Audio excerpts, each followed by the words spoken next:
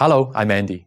I've always been obsessed with media. I started my own neighbourhood newspaper at 10 and my own TV channel at 15. At 19, I launched a national magazine that was available all over New Zealand. I worked for New Zealand politicians for a few years before our Prime Minister gave me a scholarship to come to China and study a master's degree in Chinese language and culture. I decided to stay, and now I'm a columnist and filmmaker in Shanghai.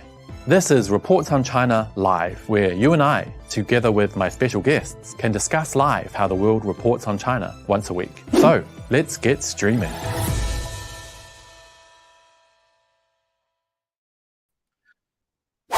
Hello, I'm Andy. I've always been obsessed with media. Oh, that is the problem with going live, you guys. There's always little issues. Welcome to Reports on China Live. I think it's not. Oh, can you hear me? This is the issue with going live, you guys. There's all these technical quirks. Anyway, my name is Andy Boreham. I'm here in Shanghai. Thank you for coming in and watching. I think I have some problems with my audio that we're going to need to sort out. So first, I'll bring in our guest, who's going to co-host with me today, Eric Zhong. Eric, can you hear me? Yes, I can hear you perfectly. And I totally agree with you that when you go live, unexpected things happen, especially with technologies. But I mean, so far it's great. I can hear you perfectly. Okay, well, I'm hearing myself back really badly. So wait there 1 second, and I'll just grab my headphone. Of course.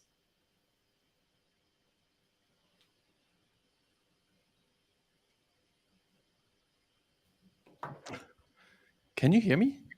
Yes.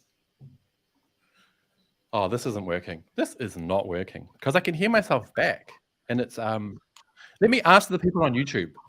I can see we have some comments coming through. Can you guys hear me coming through double time?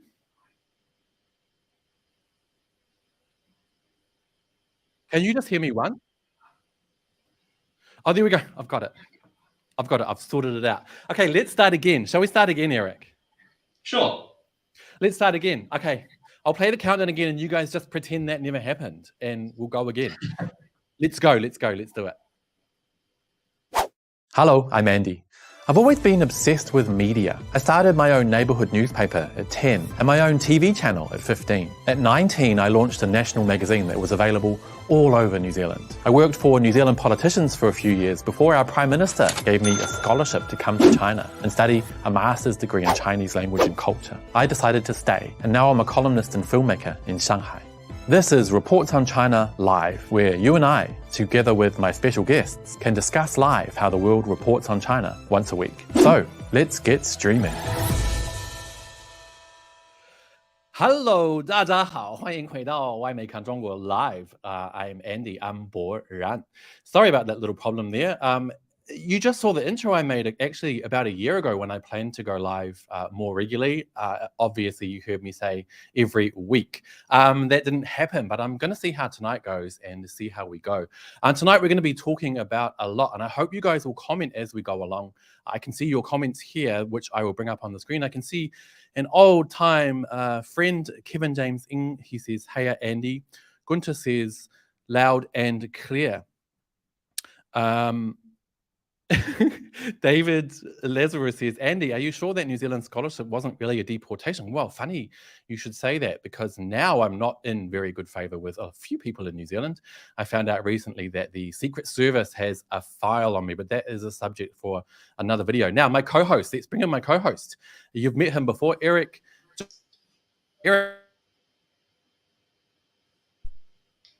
Oops. I'm not sure if it's my problem or yours, but Andy, you're frozen at the moment.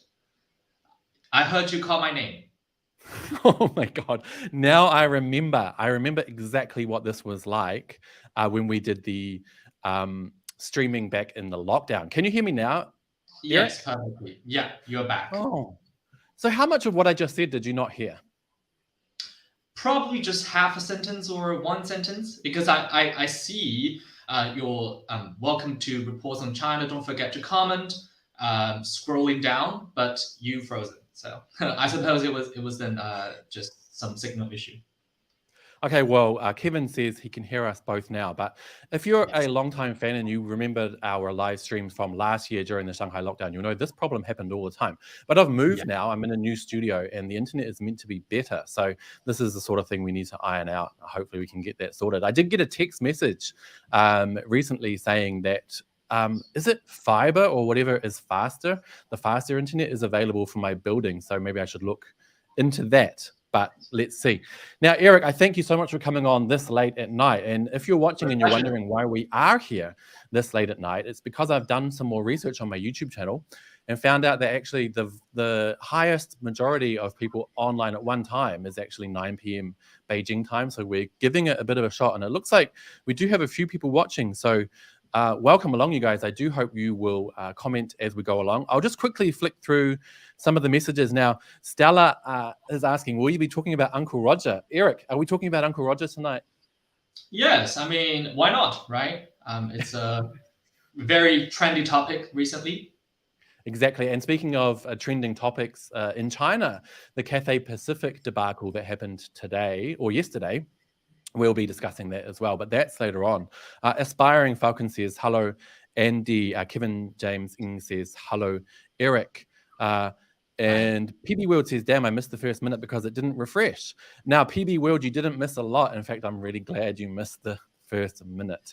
Anyway, let's go into the first topic. I have a list here because I'll probably forget. Now, Eric, as you know, you're a regular guest on the show. These shows are normally recorded, so live is something new. So I might, and as you know, I just got over COVID, so I might fall behind a bit. So I'm going to bring up this little topic down the bottom if you can see it.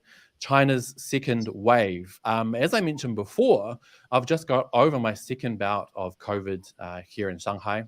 And it is being said that this is the second wave. In fact, if we go and look at Shanghai Daily, which you'll remember from last year, or hopefully you're a firm reader, it does mention that the second wave of COVID is upon us. And Eric, quite a famous figure in China, Zhong Nanshan, mentioned recently that it is the second wave, according to him, and there may be as many as 45 million people who catch COVID for either the first or second time this week. Have you heard about that?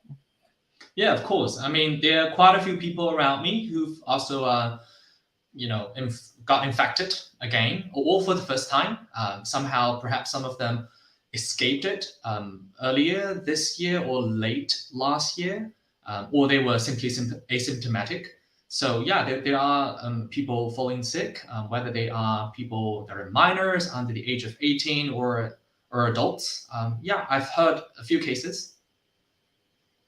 So how about you? Have you managed to dodge it so far?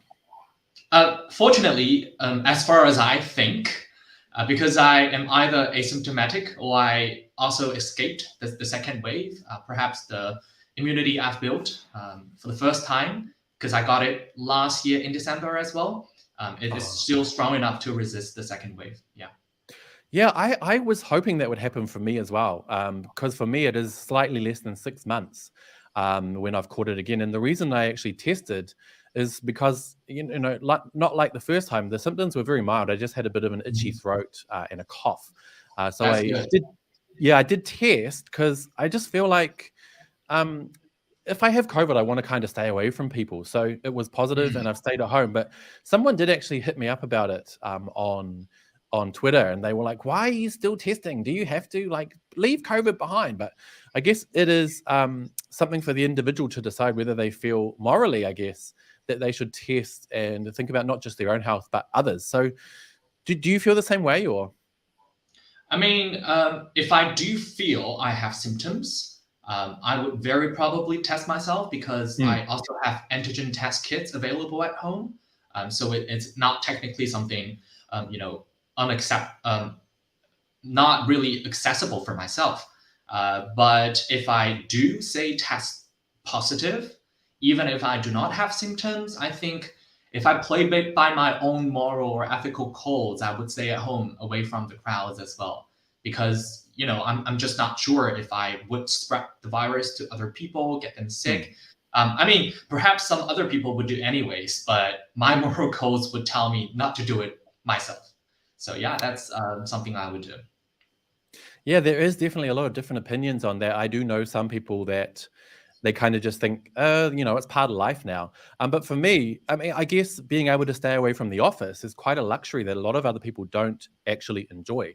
So a lot of Right. people don't have the choice to stay away from work. So they just need to mask up and head to work. And Eric, you may remember in the first wave, or when COVID first hit China and Shanghai in particularly, a lot of the hospitals were overwhelmed and nurses were actually heading back to work still positive, but wearing masks to help out. So I guess either way, it just depends how you look at it.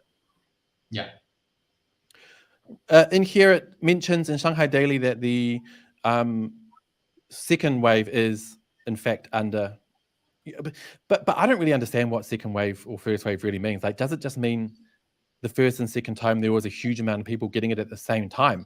I guess what's going to happen with China, since about 90% of the population got it at the same time, we'll get it in sync from now on. I'm not sure. What do you reckon?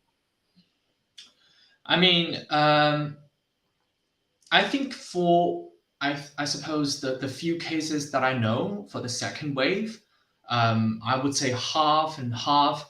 Half of them would be the ones that got infected the first time, and half of them are the ones that got it the second time. And I think all of them that I know share your experience. The second time infection was much milder. Some of them didn't even use any medications whatsoever. They just rested a bit more, stay away from the crowd, and do not want to catch a cold by getting showers all the time and doing extreme sports and stuff like that. So I suppose now people are much more mentally and also physically prepared because, say, I think at least since last year, more people are getting vaccinated as well. And we now have a whole procedure to deal with different levels of infections. And the hospitals, like you said, last year they were definitely crammed for a period of time. So now I suppose they even have richer experience in dealing with increasing patients. I heard that hospitals are visited by more people these past few weeks. I'm not sure how that's going to evolve in the coming month, because I think according to Zhu Shan, if I read the article or his interview correctly, he said the estimated peak is going to be in June, which is just a week away. So perhaps there will be still more patients, but I suppose indeed now, whether it's ordinary people or nurses and doctors, are more prepared in all respects. Yeah, I think that's for sure. But one of the things that I have noticed is a lot of people here in China are not really talking about getting boosters. I know in the West, this is kind of a phenomenon we haven't seen yet because it was kind of a different situation. But in the West, a lot of people were always talking about, oh yeah, I'm up to my 5th or 6th booster. But for me, I feel like I probably won't get any vaccines for COVID anymore in my current situation. What about you? I mean, I personally do not think it's necessarily for me because I got 3 jabs, 2 regular doses and 1 booster, which is also a different type of vaccine.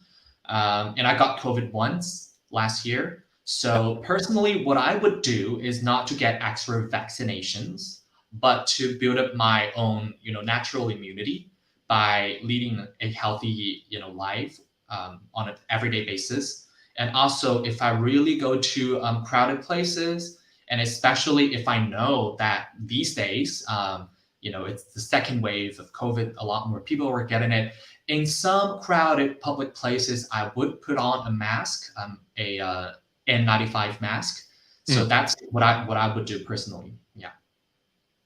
Nice. Well, let's see how it progresses. But that's enough about COVID for now. Let's move on to the G7. The G7. Let me bring up this article from, I think it's Reuters. Yeah, Reuters. At Japan's G7 summit, the big elephants are China and Russia. Well, shock horror. They've definitely not much to talk about among themselves otherwise. But as you guys know, the G7 met in Japan, and they met in Hiroshima. Like I don't understand that, especially with the history.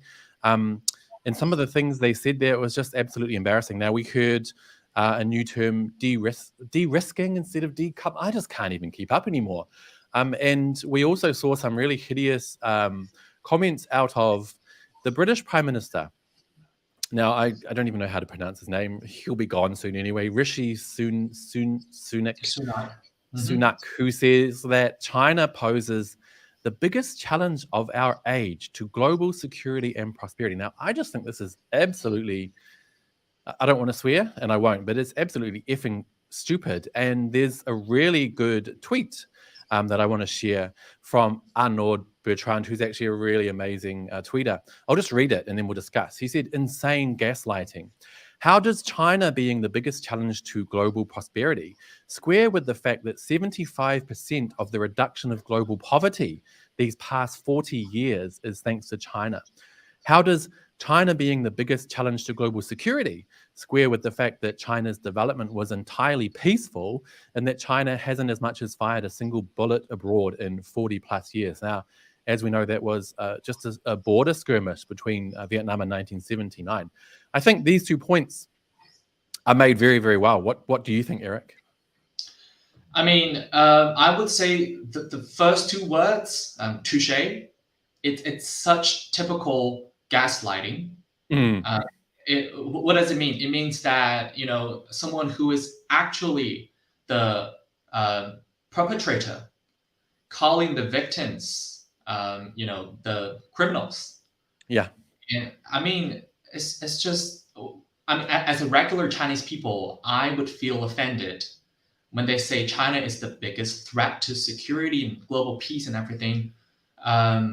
It just doesn't make any sense on any grounds. They are simply trying to manipulate these type of what we call, concepts and repeat these sets of narratives to a certain group of audience who don't have otherwise any other access to understanding China or Chinese people. So when they repeat these concepts, when they repeat such a claim that baits really negative emotions out of people, they can make it a reality somehow when they repeat it over and over again, right? We have similar idioms in English or in Chinese. When a lie is repeated a million times, it becomes a fact. So I think they're just trying to take a bad initiative at fabricating these just really ungrounded claims that target China as the bad person always, while these G7 countries are bullies in many aspects themselves. So yeah, I mean, as a Chinese person, I feel it's just very offensive, and it definitely does not benefit Asia or Chinese people or the Asian communities in Western countries, in these G7 countries, because hatred, they do not get reined in a certain small community, right? Because it definitely breaches these boundaries. When, for example, COVID first broke out, we see that so many people that are Asian looking were targeted as well. So I mean, they just have to drop this really old and shabby game at throwing bad things that are ungrounded at China or Chinese people. Yeah, you made a good point though. A lot of people in the West, and I don't blame them, but they can't tell the difference between different Asian people from different parts of Asia, whether it's East Asia, Southeast Asia.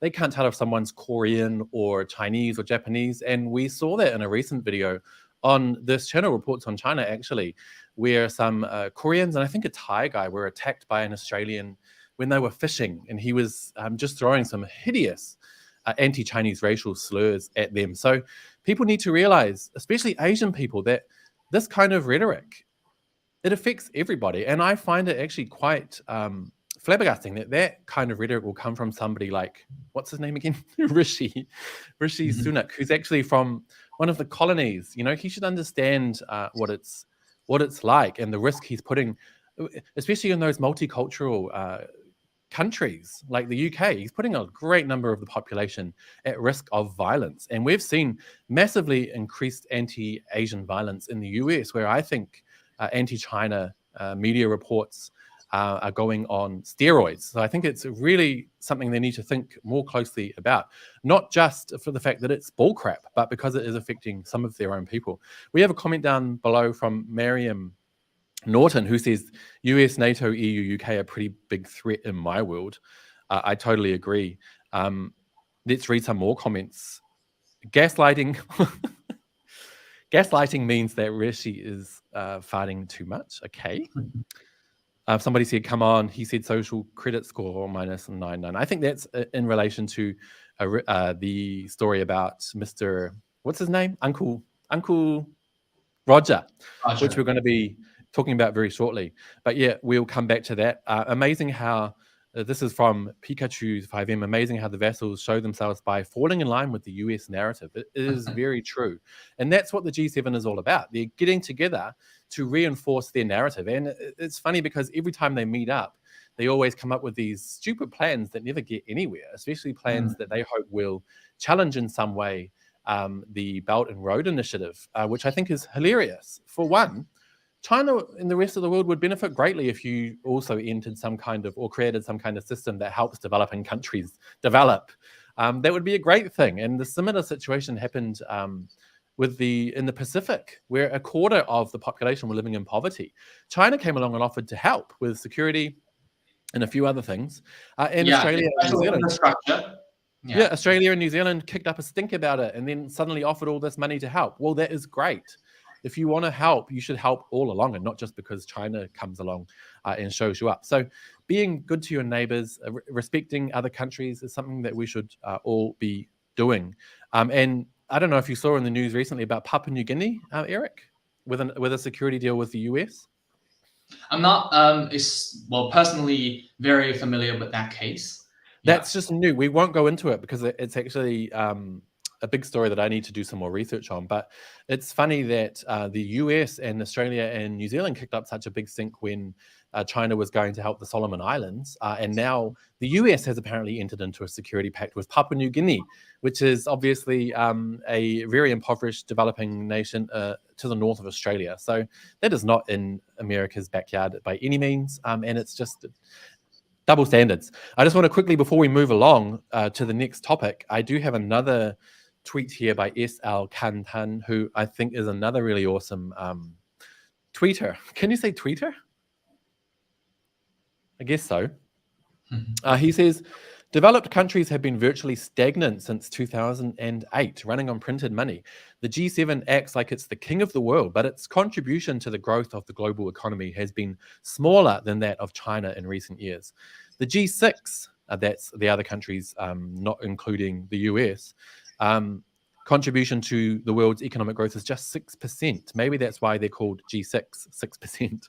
Here's an IMF, International Monetary Fund, World Bank chart for 2013 to 2021. But the chart would be identical if you start from 2008. And you can see here, China contributed more to the world economic growth than the G7 combined. So check that out, and then you'll kind of understand why they're getting so desperate, I guess, Eric. Yeah. I mean,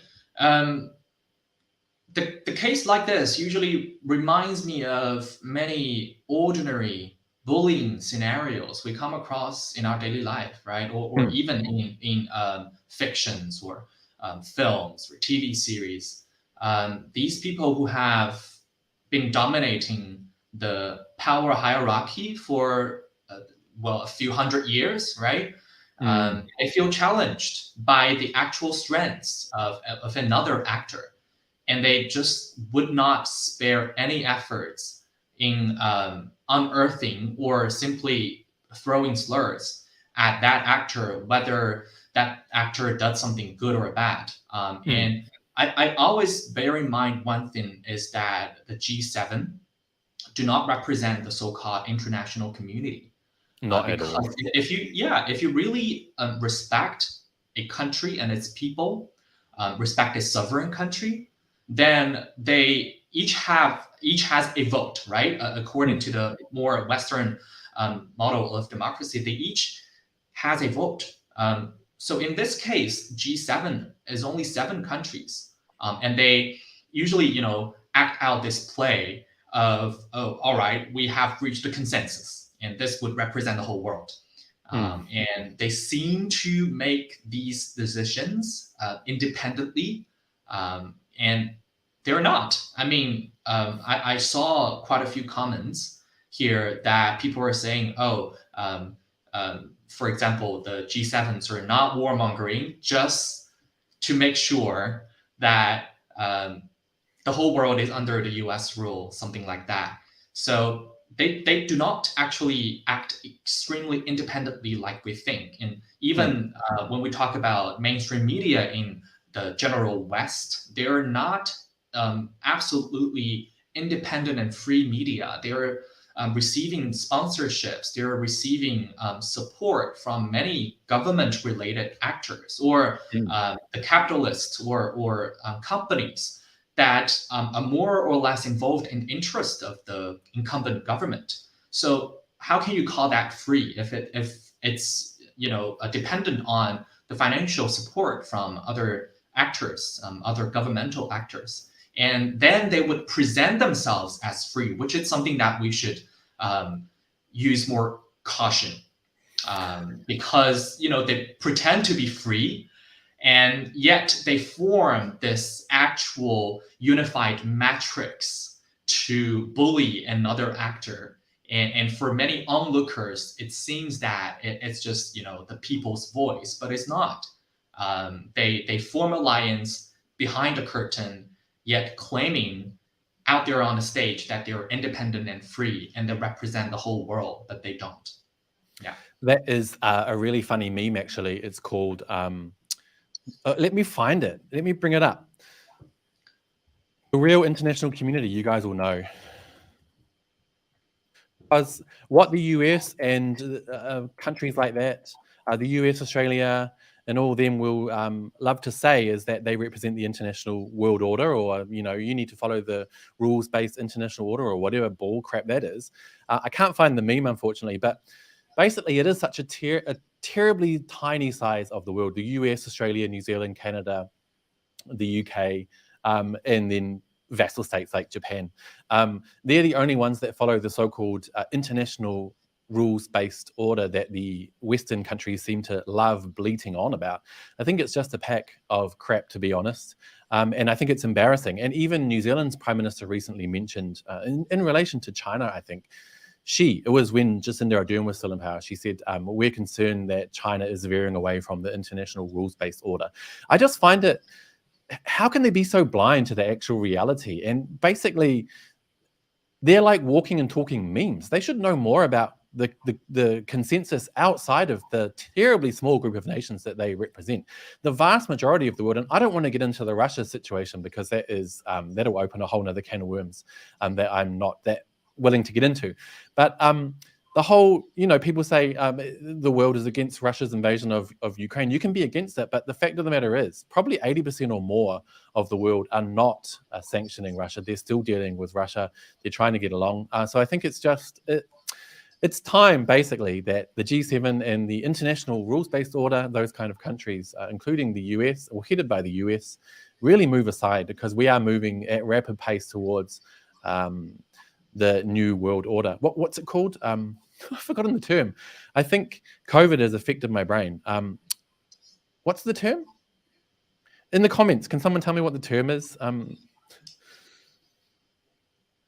What's it called? Anyway, we'll move along, Eric. I think I'm going to give you a short little break, and we're going to bring in my next guest, who's going to help me talk about the next topic, which I don't understand that well. So, Eric, I'll see you very shortly. And then what I want to do is just quickly bring in an article here that is on a website that I probably can't mention, because of just how sensitive the West is. Well, you can probably see the name there. Anyway, before I bring the guest in, I'm going to read a bit about this. Beijing banning Micron means China has mastered chip making. Now, this is quite a hot take from a friend of the show. You haven't met him on the show before, but he's definitely a friend of the show. It says, the article's not by him, but the take is from him. China has slapped a ban on US chipmaker Micron, prohibiting it from selling to Chinese companies involved in key infrastructure projects. Beijing has mirrored Washington's sanctions on the People's Republic high-tech technology, Asia Pacific consultant Thomas W. Polkin told Sputnik, adding that there's more to the development that meets the eye. And that is our guest of honor for this evening. Tom, can you hear me? Yeah, I can hear you. Can you hear me? I can hear you. Tom, it's good to see you. I haven't seen you in person. Well, on camera is kind of the same. Since I first caught COVID about 6 months ago when you came to Shanghai. I remember that. But you had some great stories. So it was good to meet you. Fun times. Now, what I want to get you to do, because I don't really understand the whole chip making thing very well. So I hope you can help us explain. And you've also recently been to Taiwan. So can you fill us in? What is happening? Well, think about it this way, because I also read a book called Chip War. And the Chip War is a book. The book is basically about how chips are and about the global dominance of chips in all technologies. So think of a chip sort of like as the brain of an economic device. So when you're using your cell phone, your smartphone, or your computer, there are chips attached to it. These chips are very important because when you work on the chips, the chips are absolutely necessary for a very good reason. That what goes on is that it controls how your electronic devices function. So without the chips, you basically have no electronics whatsoever. You need the chips, and what is next to the chips is what's known as semiconductors. They're sort of like the framework of the chips, as well as the framework of the devices. So all chips are absolutely necessary for all electronic devices that you have access to. If you don't have chips, you don't have a functioning electronic devices. Micron is a major player in the chips industry, and they had sold many chips into China as well as to all over the world.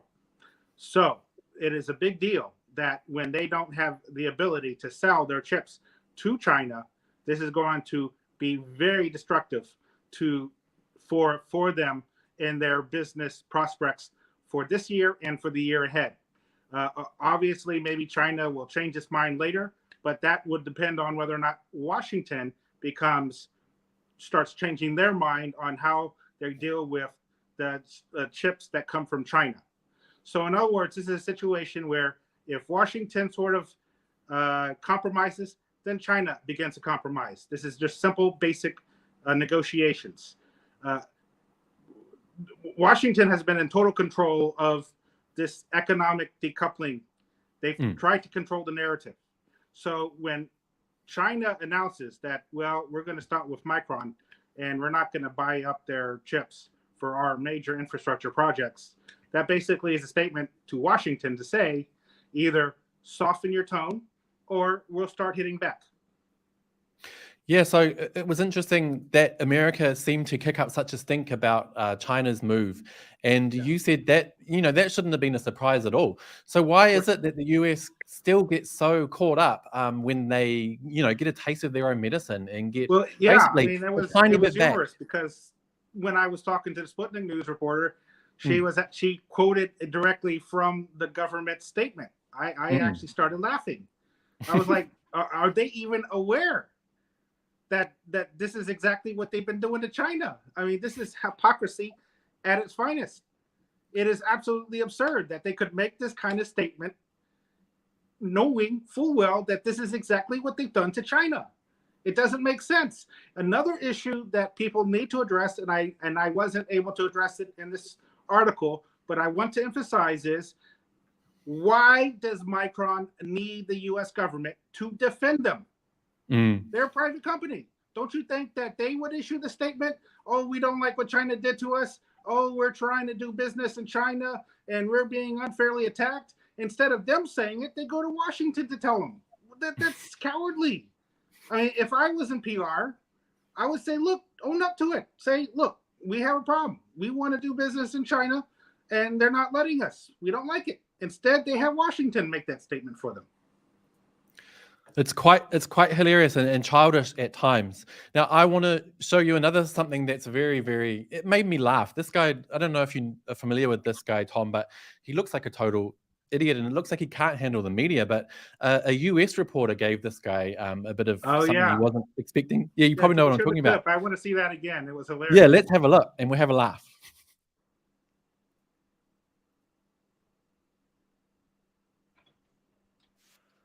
I'll just pause really quickly. Can you hear that? I can't hear it, but I've seen it before. So, but just in case, okay, we'll see how it goes. Let's see, because I haven't done a live stream in a long time. So I'll play the video. And for the audience who are watching, if you can't hear it, let me know in the comments. Sure. Can you put a blanket over the water cooler? Yeah, because there people see the water cooler.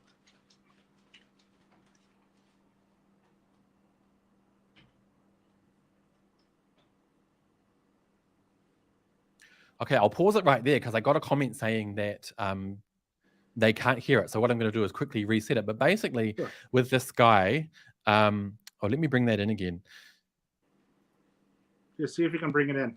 He was talking about, obviously, what you've been talking about, how Beijing has put a little block, if you could say that, on that chip company. Oh, I don't think it's going to work again. And then the reporter asked him, I'll play it and we'll see. Yeah, it was great questions. If I was a reporter, I would have asked the same exact questions, Dave. Is there sound now, you guys? The video's not playing well. Yeah, maybe it's not playing, but it was an amazing press conference, and whoever that reporter was, he's actually doing his job. I was very impressed because you don't see that anymore in Washington media. People actually asking tough questions to the leadership. Exactly. It was really, really good. So basically the reporter said, yeah, but wait a minute, you're complaining and you're saying you're very concerned about China sanctioning a US chip making company. Didn't you do the same? Aren't you doing the same thing? Aren't you doing the same thing all around the world? And the guy was like, yeah, but we have an open and transparent, and he couldn't speak properly. And the guy was like, and he goes, we have security concerns. And then the journalist said, yeah, but can China have security concerns as well? And he's like, yeah, they can. They can, but, and then in the end, the guy basically just stormed off. Well, part of the problem is, and I've seen it too often in recent years with the Biden administration, is you have incompetence. Yeah. You have an incompetent government in action in the U.S., and it is shocking to see it. You would have thought, first of all, why should the government get involved in a private government's, private company's affairs? Okay? I mean, sure, it is a politically tense issue, but this is more of a concern for Micron than it should be for the U.S. government. By the fact that the U.S. government is raising a defense is showing that Micron apparently has great influence in Washington. Apparently their lobbyists are very good at what they do. To me, spending money. Yeah, I mean, okay, there was a time when the Democrat Party used to be the anti-business party. They used to be the anti-big business. There actually was a time I even was a Democrat, okay? I was like a Kennedy-style Democrat, okay? But that was when they were pro-peace. That was when they were anti-big business. That was actually when they supported labor, and they believe in fairness. Today's Democrat Party is nothing more than neoconservative foreign policy and big business U.S. Chamber of Commerce mentality. I've even had Democrats communicate with me and openly admit that they're closely connected to the U.S. Chamber of Commerce. This is not the Democrat Party of old. This is a Democrat Party that basically is Republican if you ignore the social issues. Yeah, I guess it all in the US, it all comes down to money. So, and that is Yeah, one of the things that people are so uncomfortable about with China is that money or billionaires and lobbyists don't seem to hold the same amount of sway. Well, not they don't seem to, they just don't hold the same amount right. of sway that they're used to having in the West, well, in the US anyway. We did have a quick comment here from Hong Luong who said, US, let's ban Huawei, let's hold Huawei CFO hostage, let's ban TikTok.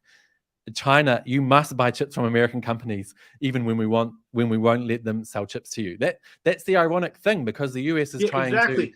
stop the sale of some It's funny chips. how these wonderful critics you have, your fan club. I have sometimes I have a nice fan club too, but the thing is they are being very illogical. They're saying, Yeah, it's "Oh, we have the right to hit China hard, but if they hit back, oh, that's not fair."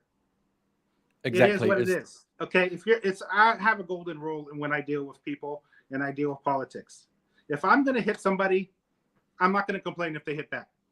Okay, so the simple case is when you throw a punch and you can't take a punch in the back, then you're a nobody. You're a total loser.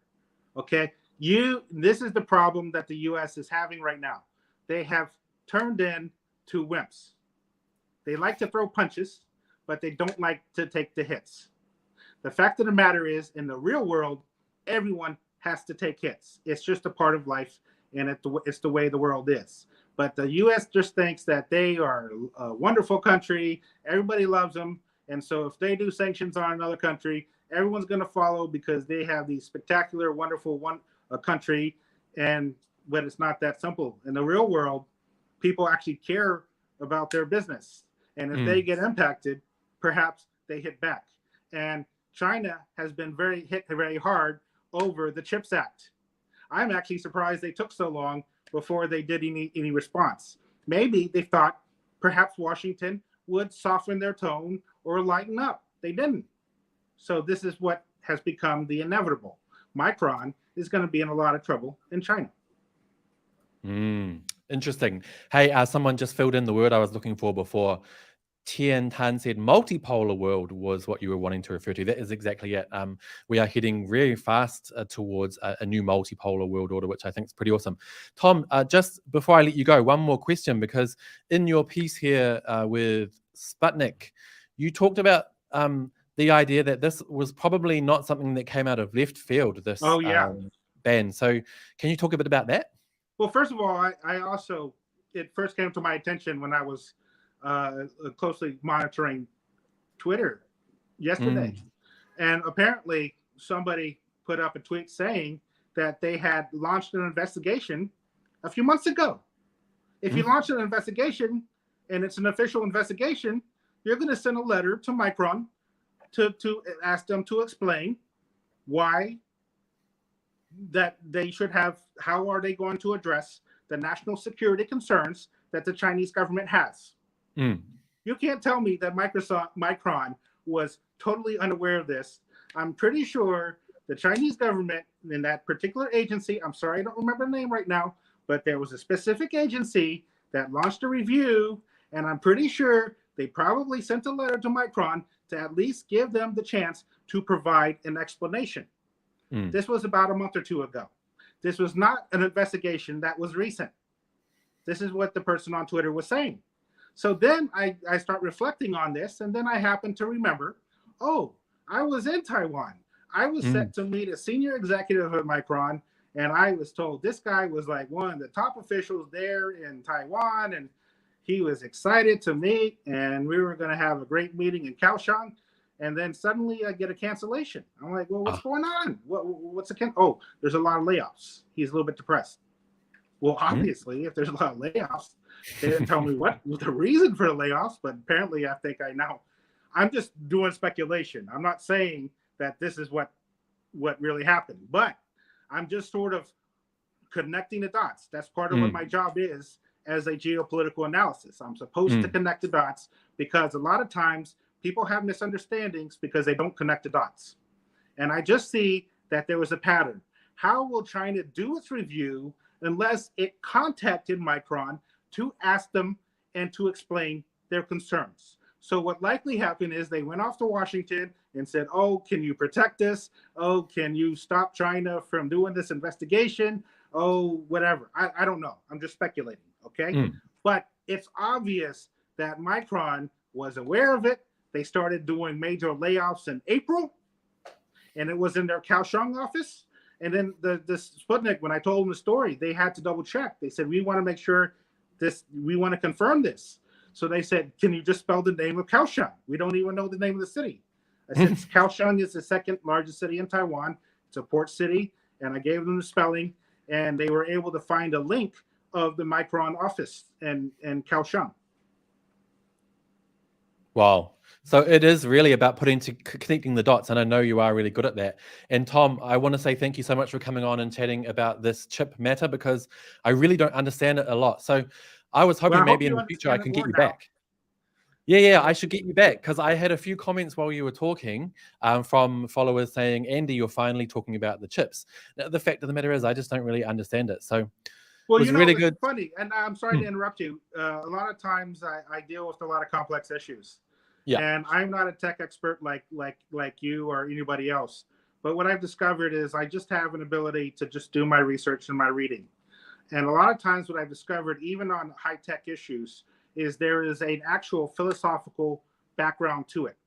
It's more than just chips. When you understand the technology is something that can be, like, for example, the brain, then how do you build this technology? How does it get built? A lot of people just think that the chips just show up, you go buy it, you go buy a phone, and it has all the parts, and oh, wonderful. They don't think about how every phone to make, even though Apple can make it in like 2 hours, you still need to get all the parts together. You need to create the software and the hardware. So part of what my job is to understand these complex issues and to break it down into as simple as possible, so that when I talk to people or clients or the public, I can explain to them in a simple way, so that then they can improve their ability to deal with the decision making on those particular issues. Awesome. Well, I'm really glad to hear it, and I'm hoping to get some more insights from you in the future. So, Tom, thank you so much. I will talk to you again a bit later on. Okay.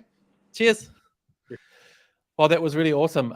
I know you guys have been waiting for a little while to see some comments about or some content on this channel about the chip making sector. I know it's a very strategic and important aspect in the world today, especially as we deal more and more with the Taiwan issue. That's a lot of people say that is why Taiwan is so strategic and why the US is so interested, blah, blah, blah, blah, blah. So I think it's important for me to really get my head around it and bring you guys content about a lot of that sort of stuff. And looking at the comments that we've got coming in, people are asking a lot of other questions about other different content that they would hope I would talk about as well. I'm just going to try and find some. Oh, I've lost it. There's quite a few comments coming through, but someone asked if I could talk about censorship in China, which I'm happy to do in the future. I have done a video recently, actually last year, about how the media works in China.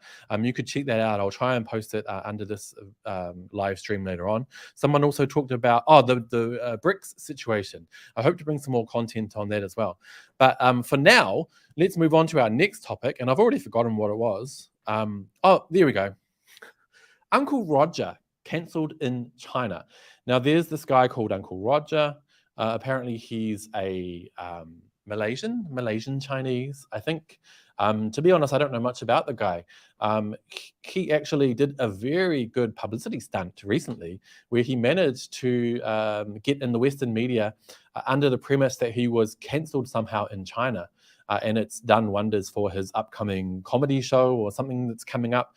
Let me play something for you guys just now. I think it's him talking about it, but actually you probably won't have sound, but someone said you'll get sound through my mic, so I'll try and turn my mic around. Let's check. Let's see if this works. Oh, that's too small. Try that. Okay, let's see.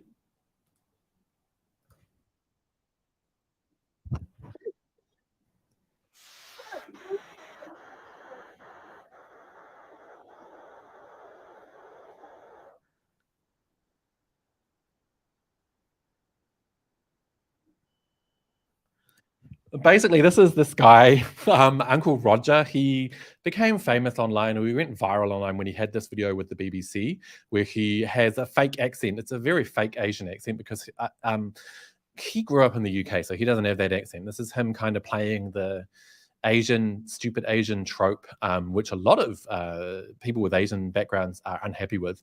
And that's how he rose to fame. But anyway, apparently he's trying to expand. So he has recently done a comedy special where he talked a bit about China and apparently got in trouble. Let's bring in Eric. Oh, and see if he knows anything about it. Eric, are you there? Yes, I can hear you. I'm still getting over this COVID thing. It's a good thing I'm at home. Do you know much about Uncle Roger? Well, I watched a couple of his videos before, but him as a person or what he does, generally, not really that familiar. I'm not an expert of him, but I do know that he's a comedian. I think he's based in UK, if I'm not mistaken. Yes. Yeah. Well, that's according to the research I did, and it's quite interesting that you're not that familiar with him because I wasn't either. But the way that the Western media has been going on these past few days has been, like making out he was some kind of massive superstar here in China and that he was cancelled. Now, why was he supposedly cancelled here in China? Well, I'll play it, and you can tell me if you think it's funny, Eric. But this is him talking about being cancelled in China, and you see some clips from what he said. Let's check it out.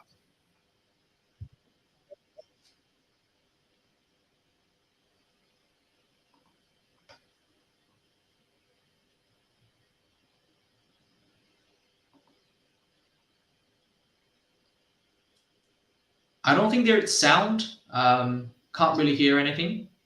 Yeah. Oh, there's still no sound? No. Perhaps you can check the, I don't know, the setting thing, and then you'll No, it's okay. We'll leave it actually because we've gone on too much today. We're at 51 minutes. The show's just an hour, so I won't play it. It's not funny anyway.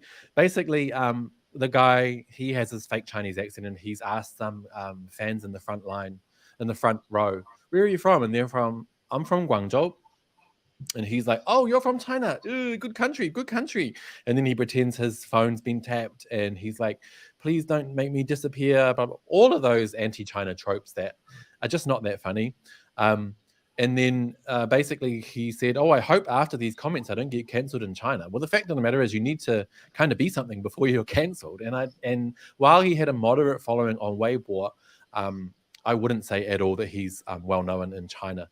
But it is true that his Weibo account was, it's locked currently. It's not removed. You can still see his content, but he can't post anymore. Have you heard much about that, Eric? Well, personally, I haven't heard much about it before tonight, before you suggested that we would actually, discuss this topic. I didn't know that. And I mean, I think on some other platforms in China, his accounts are still active. I think, at least an hour ago when I checked, there are some active accounts still. So when he said he's cancelled in China, I don't know which actor or which actors he is referring to. Is it just Weibo, one platform, or other social media platforms? I think Weibo and Bilibili, but he didn't even have many followers on Bilibili either. So I don't think there's anything to cancel, to be honest. I think the guy, as the comment down below from Ling Tao says, Uncle Roger is a bully in Asian culture. Americans and white people think bullying others is a joke that's different from Asian and European culture. I think a lot of Asian people do feel the same way because, for one, this terrible accent he's doing, it's just not funny, and it's kind of making fun of people who have an accent who, in the West, especially at the moment, can be the subjects of bullying. This is another comment. Marion Norton says, comedians diss everything. That's why they're funny. I agree with that as well. But the thing is, I just don't think what Uncle Roger or whatever his name is said was even funny at all. So sure, if he said something that dissed somebody and it was funny in any way, that could be interesting. But what he said, and I'm maybe not his target audience, but I just didn't find it funny. Sorry. I don't know if you've seen any of his comedy, Eric. Well, I mean, I have mixed feelings about comedians or talk shows and a lot of stuff because it's just a very subjective thing for different audience members.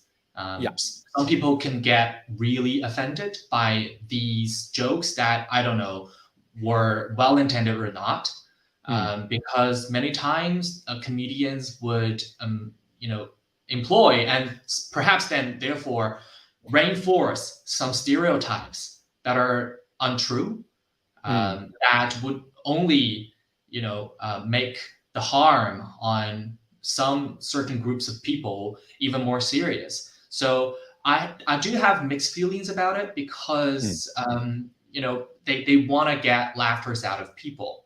They want to pretend to be critical. I don't know. They want to label themselves with this superior label of looking at things from a God's perspective and being able to criticize or get to the knack of everything. I just don't really think that all jokes are appropriate. There are certain cultural boundaries that should be treated with extra caution.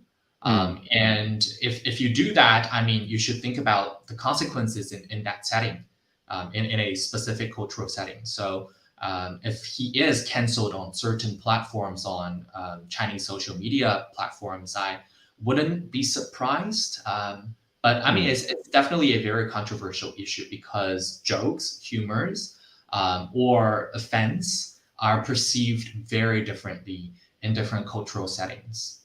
Yeah, I think that is very important to remember because, especially in the West, the funny thing is, people are talking about, how can China be so sensitive to cancel this guy for making a joke?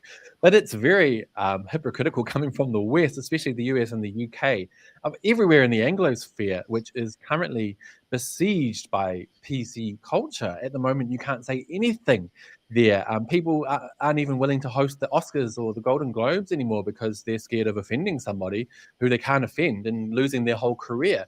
So it's just very rich for people in the West to turn around and say, I can't believe China cancelled him over a joke. You need to look at the situation in your comedy scene. People like Joan Rivers, who I think was a brilliant comedian, she attacked everybody. She was not PC in any way, and many people feel that is a bygone era.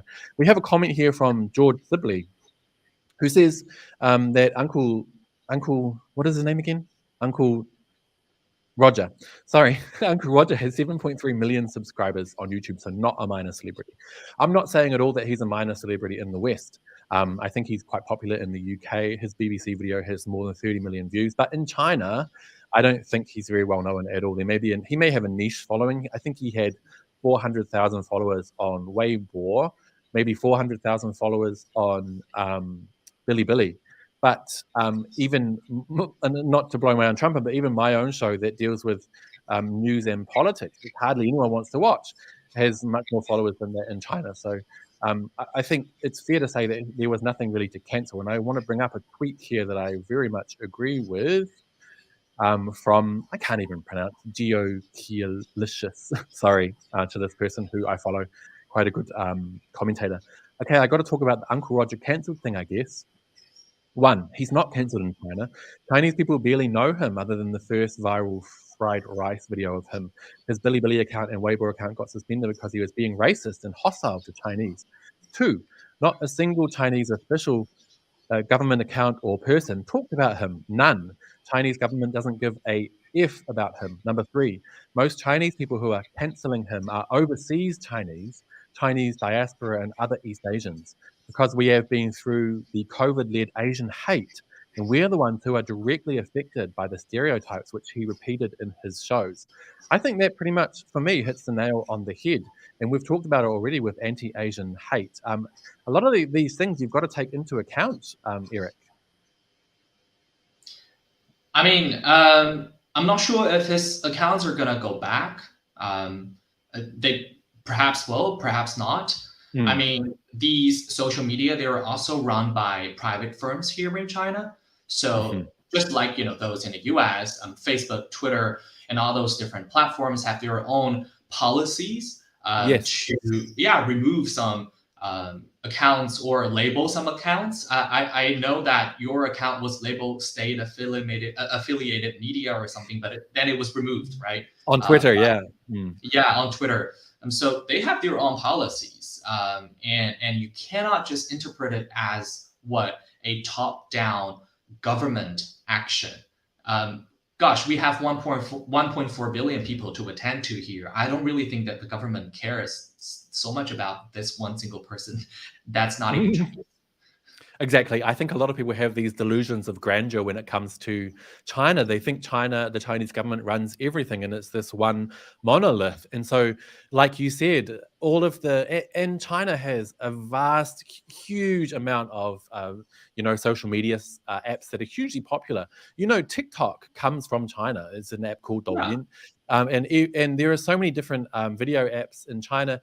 And like you said, Eric, they all have their own guidelines, their own rules for content. So if one app decides, oh, we don't like that, we're going to close this account for now, or whatever it is, whatever the reason was, which I don't know, it's not a directive from the government. The government in Beijing, they don't care about somebody called Uncle Roger. This is all done by separate apps that are all run, like you said, they're private companies. They're all, they all have their own guidelines, they all have their own rules, and it's up to them what they have on their apps or not. So there was another comment on here that I want to read from CJ Fu, who says, how the F can you do a story about someone you don't even know?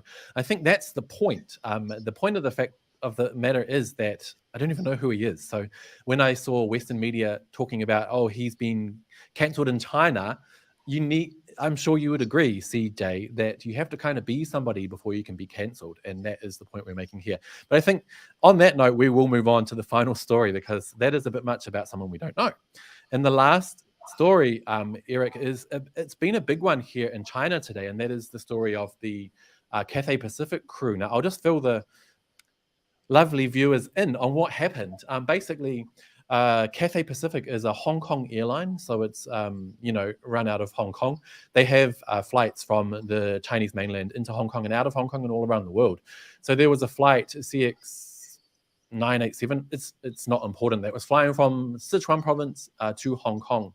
And a mainland Chinese passenger, recorded the Hong Kong flight attendants speaking very rudely about some mainland Chinese passengers who couldn't speak English properly. He recorded that sorry, my cats are jumping around. He recorded that and posted it online, and it's gone viral here today with a lot of people very angry at Cathay Pacific that this could happen. Now, I had a similar situation. I don't know if I've told you this. Eric, have I told you my situation with Dragon Air, which was a subsidiary of Cathay Pacific? Okay, I'll tell you the story before we go. Basically, I was flying from Shanghai to Hong Kong about 4 years ago, 3 or 4 years ago, at the height of the Hong Kong riots. Now, because most passengers on that plane are from the mainland, they have Hong Kong crew. Now, Mandarin Chinese isn't one of the official languages, I don't think, in Hong Kong. They mostly speak Cantonese. They hire crew who can speak Mandarin to talk with the customers. You want to know what they want to eat, if they need any help. So they speak Mandarin. So I heard the cabin crew coming up from behind, speaking with the passengers in Mandarin Chinese. Do you want to drink something? What do you want to drink? Do you want ice with it? Blah, blah, blah. So then as soon as she got to my side, I told her what I wanted in Mandarin Chinese. And then she just snapped. She was like, I'm from Hong Kong. I don't speak Mandarin. I was like, what the heck? So she's obviously felt some kind of way and didn't want me to think she was a mainlander for some reason. And I was like, I just replied to her in Mandarin Chinese. I was like, were you not just speaking with those people in Mandarin? Don't be so rude. I'll have a Coke Zero with ice, please. And she replied in English again and said, I don't speak Mandarin. I'd literally just heard her speaking Mandarin coming up the plane. And I just decided I'm not going to have this. So I was just like, I repeated it in Mandarin Chinese, Coke Zero with ice. So she slammed it down, poured the Coke Zero in, started walking away. I was like, with ice. She came back and threw the ice in. She understood every word I was saying. And I just thought that was really disgusting. So there's been an update, and this is on Shanghai Daily as well, because the airline actually apologized yesterday. And they did it again today, that I know. They apologized twice. Yes, that's what this story is all about. They've come out with another announcement saying that they've suspended that crew as they do a massive internal investigation that's going to come out, the result of which is coming out in 3 days. So I'm really looking forward to seeing what happens there. I don't know what you feel about this, Eric, but from someone who is a mainland Chinese, have you encountered this kind of thing before? I mean, not with Cathay Pacific specifically. Actually, this year, I traveled with them. It was personally a good experience overall. But again, now that we put things in perspective, when we have different cases and experiences to compare, I would say that the singular case does reflect, I think, a lot. Because perhaps, like you said, your experience with one of the crew members showed how she perhaps didn't want to be seen as someone from the Chinese mainland. Exactly, which goes to show she looks down. Yeah, I mean, why should that be the case, right? If you're from British Hong Kong, British colonialism. Sorry. yeah. I mean, this is discrimination. It's deeply rooted in their mindset. So that's why she would so intuitively, I don't know, annoyed when she heard that you were speaking with her in Mandarin Chinese, right? I mean, I had, I think, a good experience because I think I spoke with them in English because I was traveling to the US, so I was getting myself in that language mode. The mind. Yes, so I spoke English with them and they had a nice attitude. I'm not sure if that was the main reason. And I would also argue that this varies from person to person. We cannot just say, okay, so this one person from this crew at Cathay Pacific does this, and then everybody at Cathay Pacific or everybody in Hong Kong, right? You can't just snowball like this.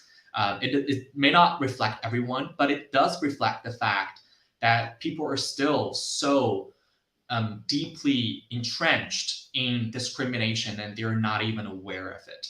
And people are so used to say that English is the only universal language and speaking it sort of reflects superiority. It's such a colonialized mindset. First, people don't have to speak English because English was massively spread to other parts of the world, much because of colonialism, which is, I don't think anyone would argue at something good. And then to learn English, I mean, even in Chinese mainland or in Hong Kong, is more or less a privilege because you need, good educational resources to access a foreign language like this, right? Not everybody has that. And as I think consumers, myself as well, and that victim who was discriminated against, he paid to get services. I think just in a regular market mindset, if you are someone who provides service, at least you should have the basic attitude to provide the most basic services to that person. You are not someone enjoying the power in the cabin to I don't know, criticize some consumers that have paid for your services, right? So I think it's very a very tortured and abnormal mindset, and we definitely should be very aware of this invisible discrimination, especially related to the languages we speak. Because I myself have been learning at least three different languages, and we definitely need to understand the power relations under the language use that we have every day. So speaking English does not give you more superiority. It's just a tool for us to communicate. And especially when the English isn't that good. Like, we have this comment from T Chiang T who said Hong Kong English is junk. The funny thing is, and I don't want to be a W word, a wanker about it, but she was trying to insist on speaking English with me. For one, she has no clue where I'm from. I could be French, I could be German. Maybe I don't speak English. And she was demanding I speak English with her, and her English was actually terrible. And also, another thing, some flight attendants can just have a real attitude. It's kind of like, just give me my freaking Coke and don't even talk to me if you're going to be like that, you silly beep. I just want to read this comment because this is interesting. MYM says, Chinese being racist to Chinese. Wow. You'll be surprised. A lot of Westerners feel that, Chinese are just Chinese, but there's so many different groups. There are 56 different groups. Yeah, and even besides that, outside of that, the people I think in Hong Kong and the people in the mainland are majority Han Chinese anyway, so they're actually from the same group. So this is actually, I wouldn't call it racism, I would call it regionalism. They're looking down on another part of China based on how they feel their part of China is better, or their education's better, their history's better, their standards are better. I think it's absolutely disgusting, and it really boils my blood. I feel so sorry for the people that had to put up with that from that flight crew. Yeah, exactly. I mean, this is discrimination. Perhaps I'm not someone who is in the right place to talk about that, but yeah, American people discriminate against American people as well, right? Exactly. Especially, say, during voting seasons and all those controversial periods of time. Yeah. Exactly. It happens all over the world and all across different groups. It's just that some places like to push that kind of division more. Like in the US, they love to divide and conquer. That's why there's so many, I won't get into it, but there's so many identity politics, identity politic wars going on in the US and the West right now that thankfully are not happening here in China. But that is probably a topic for another live stream session. Eric, I think we've gone over it. We're about an hour and 10 minutes. I want to thank you so much for coming on. And hopefully, yeah, for sure. If the audience enjoyed the stream tonight, I'll check out the stats and check out the comments. If you guys enjoyed it, we'll try to come back, maybe not once a week, although, I mean, we can see, I'm not sure, but maybe at least once a month. I think it would be quite fun. What do you reckon, Eric? I mean, you promised in your trailer at the very beginning of today's live streaming, you would do it once a week. I mean, well, you are more than excused because of last year's situation, right? Exactly. Especially approaching the end of last year, people got sick and, you couldn't really work. You were getting more rest. So it was fine. I mean, let's try to do this more often in this coming year. You have great ideas and stories to share. So I'm sure your audience would be very thrilled about the coming live streaming sessions. Yeah, and I'm sure they would love to see you coming along. We want to get more Chinese voices on this show. I think one of the things that's missing in Western media, especially considering they're so obsessed with reporting on China, is Chinese voices. Chinese voices are very seldom heard. So, Eric, it's a great pleasure to have you here. Thank you so much. And to all of you, thank you for watching. Don't forget to hit like on this video, share it if you can, and subscribe, because actually more than 60% of my regular viewers are not subscribed. So please do that. And we'll see you next time. See you later. See you.